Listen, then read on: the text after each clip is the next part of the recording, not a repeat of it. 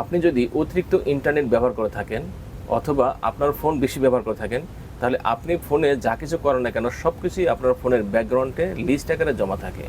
2-3 মাস বা তারও বেশি ফোন ব্যবহার করলে সব কিছুই আপনার ফোনে লিস্ট আকারে জমা থাকলে আপনার ফোনটি একসময় গরম হয়ে যায়, আপনার ফোনটি একসময় হ্যাং করে, আপনার ফোনে ব্যাটারি দ্রুত ফুরিয়ে যায়, এমনকি ভাইরাস প্রবেশ করে আপনার ফোনটি নষ্ট হয়ে যেতে পারে। কীভাবে আপনার ফোনের ব্যাকগ্রাউন্ডে যা কিছু লিস্ট আকারে জমা থাকে সেগুলি ডিলিট করবেন চলুন দেখিয়ে দিচ্ছি।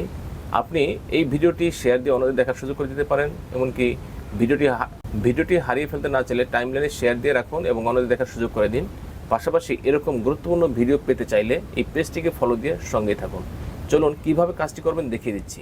প্রথমেই মোবাইল ফোন থেকে চলে যাবেন কোনো একটি ব্রাউজারে। আমি ক্রোম ব্রাউজারে চলে গেলাম।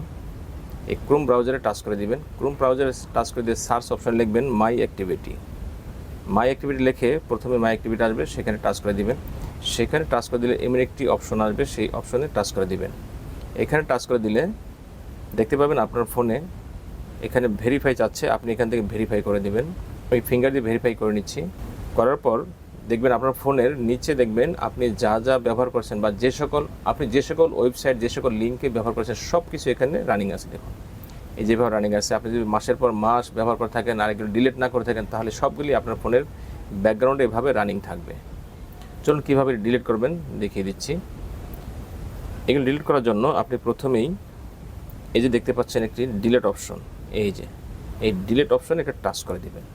এখানে টাচ করে দিলে এখানে দেখতে পারবেন এই যে অল টাইম, এই অল টাইম একটা টাচ করে দিবেন। অল টাইমে টাচ করে দিয়ে এর নিচে দেখতে পাবেন লেখা আছে নেক্সট, এই নেক্সট একটি টাচ করে দিবেন। নেক্সটে টাচ করে দেওয়ার পর দেখতে পাচ্ছেন এখানে এই যে ডিলিট, এই ডিলিট অপশানে টাচ করে দিবেন।